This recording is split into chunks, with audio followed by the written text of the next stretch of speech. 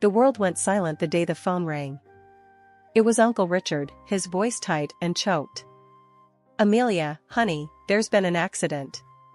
My breath hitched in my throat. Accidents happened, sure, fender benders, maybe a broken arm. But the dread that coiled in my stomach told a different story. "What kind of accident?" I forced the words out, my voice barely a whisper. A long pause stretched between us, punctuated by a sniffle. "A plane crash, honey. Your parents." The rest of his words blurred into a white noise. My knees buckled, and I slumped against the wall, phone clattering to the floor. 19 years old and alone. My parents, titans of the business world, Amelia and David Brooks, were gone. The following days were a blur of lawyers, accountants, and suffocating sympathy. My parents' will was clear: Brooks Industries, the company they built from the ground up, was mine. Me, Amelia Brooks, a college sophomore with a minor in literature and a major in freaking out. Uncle Richard, Dad's older brother, tried to be helpful. A gruff, old-school businessman himself, he clearly didn't know what to do with a heartbroken, anxiety-ridden niece who preferred Shakespeare to spreadsheets. "You need to be strong, Amelia," he'd say, his voice booming in my tiny apartment. Strong? I felt like a twig in a hurricane. The pressure was immense. Everyone expected me to step up, be the strong Brooks daughter. But the thought of walking into that corporate glass tower, filled with Dad's ghost and 1,000 judging eyes, sent a fresh wave of panic crashing over me. The following weeks were a whirlwind. Juggling classes, therapy sessions, and a crash course in business management left me perpetually exhausted. Uncle Richard, bless his gruff heart, hired a team of seasoned executives to guide me through the legalese and financial complexities of Brooks Industries. 5 years flew by in a relentless blur of board meetings, product launches, and late-night negotiations. The company thrived under my unconventional leadership. We embraced innovation, fostered a collaborative work environment, and most importantly, stayed true to Dad's core values of integrity and ethical business practices. One Friday evening, as I was leaving the office, Uncle Richard stopped me. "Amelia," he said, his gruff voice softer than usual. "You did good, kid. Real good. Your parents would be proud." His words, a simple acknowledgement, brought a lump to my throat. Maybe, just maybe, I wasn't just keeping the company afloat. Maybe I was actually making a difference. Maybe it was time for a break. Maybe it was time for Hawaii. Hawaii was supposed to be pure relaxation. All I craved was sunshine, sand between my toes, and zero responsibility. For the first few days, I reveled in sweet idleness. I napped in a hammock like a lizard on a rock, and swam in the ocean until my fingers looked like prunes. But by the third night, the cabin fever kicked in. I showered, threw on a sundress, a rare occurrence for this jeans and t-shirt girl, and headed out to a beachfront bar that thumped with live music. I snagged a lonely stool at the end of the counter and ordered a drink that looked straight out of a cartoon, bright blue, with a tiny pineapple stuck precariously on the rim. "New to these parts?" A voice with a laugh that could melt glaciers came from beside me. I glanced over to see a guy, maybe a few years older than me, with sun-bleached hair and eyes that sparkled like the ocean. "Something like that," I admitted, feeling my cheeks warm. "First time trying a blue Hawaiian?" He raised an eyebrow, amusement dancing in his eyes. "First time trying anything remotely fruity," I confessed, feeling like a bit of a grandma. "I'm more of a coffee-fueled workaholic kind of girl." We talked for hours, about everything and nothing. He was Ethan, a photographer on a freelance gig. He was funny, easy on the eyes, and surprisingly interested in my workaholic tendencies. By the time the last drop of my sugary concoction was gone, I was feeling loose, maybe a little too loose. The normally shy and reserved Amelia Brooks seemed to have vanished into thin air. "You dance?" Ethan leaned in, his voice dropping a notch. The music had shifted to a pulsating salsa beat. I hesitated for a second, then shrugged. "Why not?" We hit the dance floor, Ethan's hand warm and light on my waist. Maybe it was the music, Maybe it was the tropical island air, or maybe it was the sugary bomb I just drank, but all my inhibitions flew out the window. But the next morning, the vacation hangover paled in comparison to the real one hitting me. My head throbbed like a drum solo, and a wave of embarrassment crashed over me as I turned in bed and saw Ethan, sprawled out beside me, sleeping soundly. Apparently, my inner dancing queen had also decided on a post-cocktail bed partner. The following moments were a blur of mumbled apologies, Ethan chuckling good-naturedly as he recounted the night's events. I buried my face in the pillow, mortified. Images of me flailing around the room in a sundress flashed before my eyes. Oh God, was I that bad? Let's just say you had a lot of energy, he said diplomatically. Though, gotta admit, it was kind of cute. Trying to salvage some shred of dignity, I forced a smile.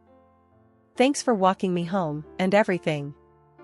We talked for a while longer, a strange mix of awkwardness and a newfound connection. But as the sun started peeking through the curtains, casting a golden glow across the room, Ethan said it was time for him to return to the mainland. I handed him a piece of paper with my number scribbled on it. Maybe, I said, the word hanging in the air. He took the paper, a slow smile spreading across his face. Maybe, he echoed. A part of me hoped Ethan would call, but with each passing hour, that hope dwindled. 3 months had flown by in a whirlwind of board meetings, product launches, and late-night negotiations. Brooks Industries was soaring, our stock price at an all-time high. Apparently, that accomplishment translated to powerful businesswoman on the evening news. There I was, plastered on the screen, hairstyled, a rare occurrence, suit impeccably tailored, the anchor droning on about my leadership genius. The next morning, my phone buzzed with an unfamiliar number. Hello? I answered cautiously. Amelia Brooks? A voice crackled through the line, a hint of amusement in its tone. Yes, this is she. Wow, didn't recognize you from the news. The voice chuckled. It's Ethan. Ethan? My heart skipped a beat. That couldn't be right. After our drunken Hawaiian encounter, I figured he'd filed me under forgettable vacation fling. Hey, I said, trying to sound nonchalant. Fancy hearing from you. Fancy seeing you too, he replied. Listen, I'm in town for a couple of days, and I was wondering if you'd be free for dinner? We made a reservation at a fancy restaurant downtown, a place I'd only ever seen in magazines. When I arrived, my stomach did a nervous flip-flop. Ethan was waiting at the bar, looking like he'd stepped out of a men's fashion catalog, perfectly coiffed hair, crisp white shirt, the kind of designer suit that probably cost more than my entire wardrobe. Next to him, in my jeans and trusty work blouse, I felt like a sparrow in a room full of peacocks. A wave of self-consciousness washed over me. Had I misread the whole thing? He spotted me and a wide grin lit up his face. He stood up, his smile turning apologetic. Hey, sorry, he said, gesturing to my attire. Didn't mean to scare you off with the fancy digs. Work thing, you know? I forced a smile. No worries, I said, trying to sound confident. Work dress code for me is more comfort over couture. The rest of the evening was a blur of conversation, peppered with nervous laughter on my end. Ethan was charming, funny, and surprisingly interested in my work. So, he said, leaning closer as we finished our dessert, I know this might sound crazy, but I really enjoyed our time together, both in Hawaii and tonight. I was wondering, would you like to, maybe go out again sometime? Properly this time, without the tequila-induced dance party? A wave of happiness washed over me. Maybe, just maybe, this wasn't a dream. Maybe, just maybe, I'd stumbled onto something real.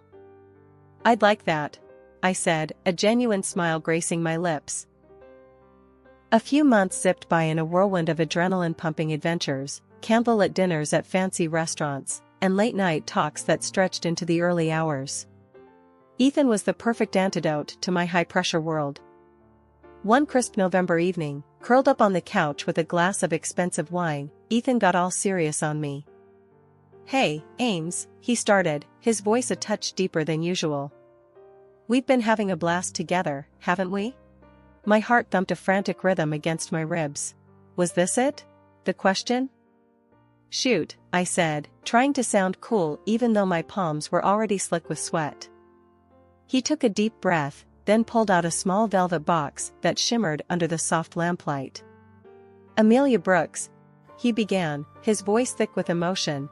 You're everything I ever wanted in a woman, smart, funny, a total boss. And, he hesitated, reaching into the box. My breath hitched as he revealed a ring that sparkled like a captured star.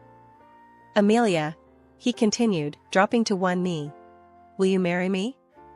Tears welled up in my eyes. It was happening. The fairy tale ending I'd secretly longed for since I was a kid, flipping through magazines with pictures of giant white dresses and tearful vows.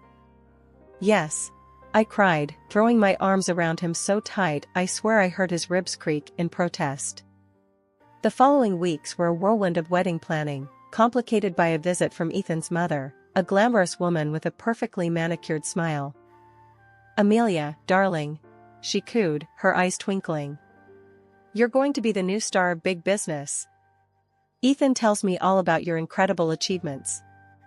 The compliment felt a little off-putting, but I brushed it aside, focusing on picking a venue and a dress that wouldn't break the bank, even though I could have afforded anything. Before the wedding bells could even be ordered, my lawyer, a guy who'd practically known me since I was in diapers, thanks, Dad, brought up the topic of prenuptial agreements. Just a smart move, Amelia, he said, his voice serious. Especially with your financial situation. We talked about it with Ethan, and surprisingly, he didn't put up a fight. We drafted a fair prenup, separate property stayed separate, and there was a hefty cheating clause with a dollar amount attached that could choke a horse. Let's just say infidelity would cost him dearly. The wedding itself might not have been the extravagant ceremony I could have pulled off, but it was perfect in its own way, small, intimate, and filled with the people who loved us most. After the I-dos, Ethan moved into my spacious house. I surprised him with a brand new car, his old one looked like it belonged in a junkyard, and set him up with access to our joint account. The next day, he quit his photography gig. I want to take care of things here, Ames, he explained, a hint of nervousness flickering in his eyes. I wasn't sure what that meant, but after the whirlwind of wedding planning, I was happy to let him handle things at home. Life after the I-dos was like stepping into a whole new reality. My mother-in-law, who'd been sweetness and light before the wedding, turned into a walking critique machine. A woman obsessed with appearances, she couldn't stop commenting on mine. Honey, those pants make your hips look wide, she'd say, her perfectly manicured nails hovering over my outfit. Or, darling, a little Botox would really brighten up those eyes. It felt like she wanted to redecorate me. The final straw came when she dragged me to a plastic surgeon's office. Stepping into that sterile, judgmental space made my skin crawl. The doctor, all smooth smiles and designer stubble, started circling me with a marker, muttering about enhancing my natural beauty. And the chest area, he announced, his gaze lingering a little too long. Frankly, Mrs. Miller, it needs some serious work. That was it. I washed my face in the bathroom, mascara stinging my eyes, and stormed out. My mother-in-law caught up with me in the lobby. Amelia, darling, where are you going? Don't you want to discuss the doctor's recommendations? Recommendations? I scoffed. More like a shopping list for a whole new me. I don't need surgery, I need you to back off with these stupid suggestions. Even Ethan started chiming in. He'd drop hints about updating my wardrobe or seeing a stylist. Ugh, give me a break. Honey, he began one evening. Maybe it's time for a new look. You know, for your image. And maybe, I countered, it's time for you to get a job. He looked like a deflated balloon. But I don't want to work for someone else anymore, Ames. I want to be the boss. His words caught me off guard. The boss of what? An empire, he declared dramatically. My own company. I raised an eyebrow. Right. And what kind of empire exactly? He shrugged. Something creative. Like, design? Interior design maybe. The idea wasn't bad. Ethan did have a good eye for style, always rearranging furniture and picking out cool throw pillows. Alright, I said, a slow smile spreading across my face. Let's do it. I hired the best consultants, helped him with the business plan, and even fronted him the initial investment. It was a risk, but I believed in him, maybe a little too much. The interior design firm took off faster than we expected. Ethan, surprisingly, turned out to be a natural at managing projects and charming clients. But his newfound success seemed to change him. He started coming home later, smelling of expensive cologne and sporting designer clothes. The cracks in our perfect picture were starting to show. But I was too busy building his dream to notice them. 3 years. Ethan's design firm had rocketed, fueled by his newfound business savvy and a carefully cultivated image. Today, we were in a bustling international business exhibition, the air thick with ambition and the clinking of deals. Ethan's latest project, a sleek, minimalist furniture line aimed at the luxury market, took center stage. I stood by his side, a silent supporter in his carefully crafted narrative. My contributions, the sleepless nights spent brainstorming concepts and the meticulous planning that went into launching the firm, had faded into the background. A voice sliced through the cacophony. Amelia. No way. Turning, I saw a familiar face, Mark, a classmate from high school who'd always been a bit in awe of me. Now, his grin was confident, his suit tailored to perfection. Mark. Wow, small world, I said, surprised. What are you doing here? He puffed out his chest, adjusting his designer suit. Big things, Ames. My firm's presenting our latest line too, sustainable furniture made from recycled materials. Pretty cool, huh? We chatted for a while, catching up on lost years. He seemed genuinely impressed with Ethan's project.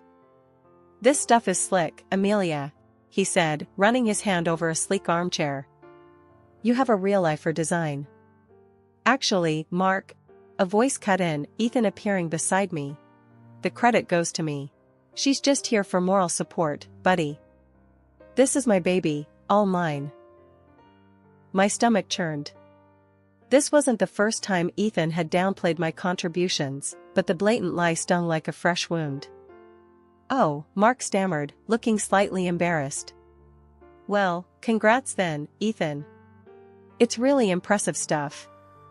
The conversation fizzled out, leaving a hollow ache in my chest. Before I could say another word, my immaculately dressed mother-in-law materialized beside us. Her smile, usually reserved for award shows and charity galas, held a hint of something else entirely. Ethan, darling, she cooed, showering him with praise. I always knew you had this in you. Such a natural talent. Then, her gaze shifted to me, her smile turning tight.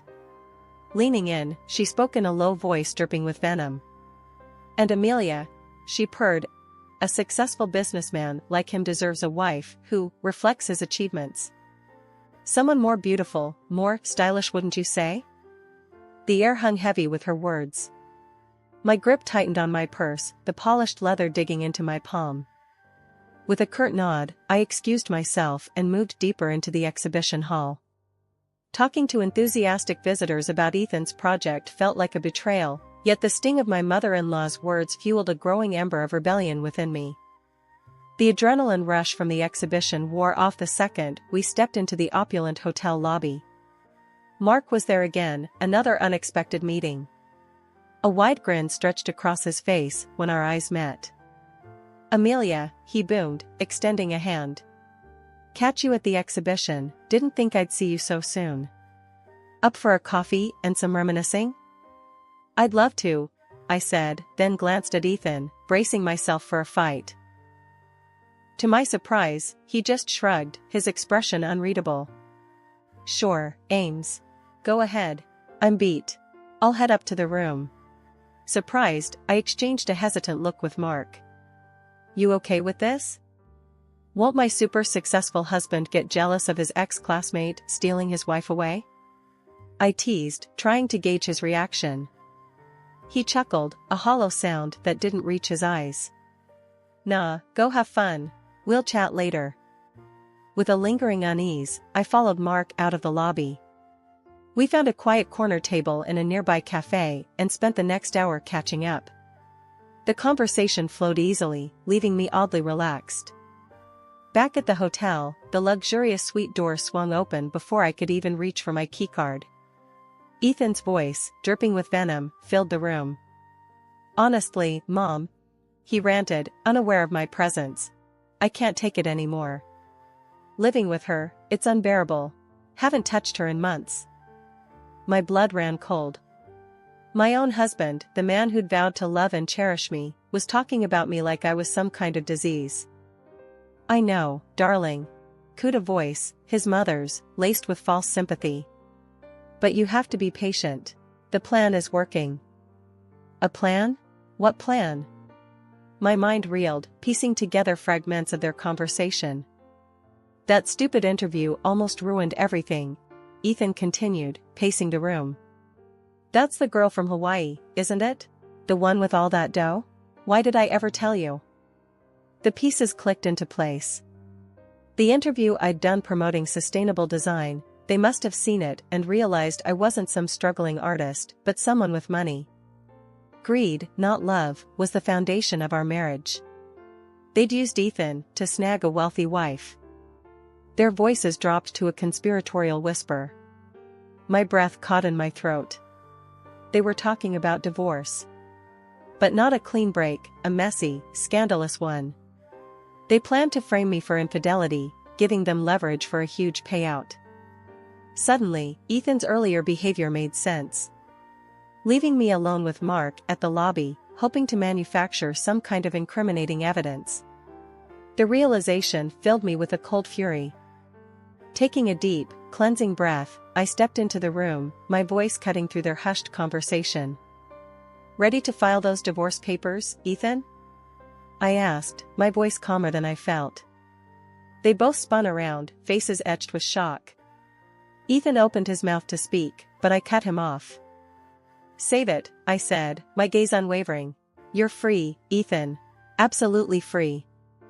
The taxi ride to the airport was a blur of adrenaline and newfound resolve. My phone buzzed in my purse, it was Ethan. Ignoring the call, I used the banking app to freeze our joint account. Let him explain that little maneuver to his mommy dearest. Back in my own house, the silence was deafening. The phone rang again. This time, I answered with a cool indifference. Amelia, what the hell did you do? Ethan sputtered on the other end. My cards are all blocked, and how am I supposed to pay for this damn presidential suite? Consider it an early termination fee, I said, my voice devoid of emotion. From now on, you're free of me and my money. Figure it out yourself. The next morning, I marched into my lawyer's office, the same one who'd practically shoved the prenup at me all those years ago. Armed with a stack of documents and a newfound fierceness, we started the divorce proceedings. While the legalese unfolded, I wasn't wasting any time.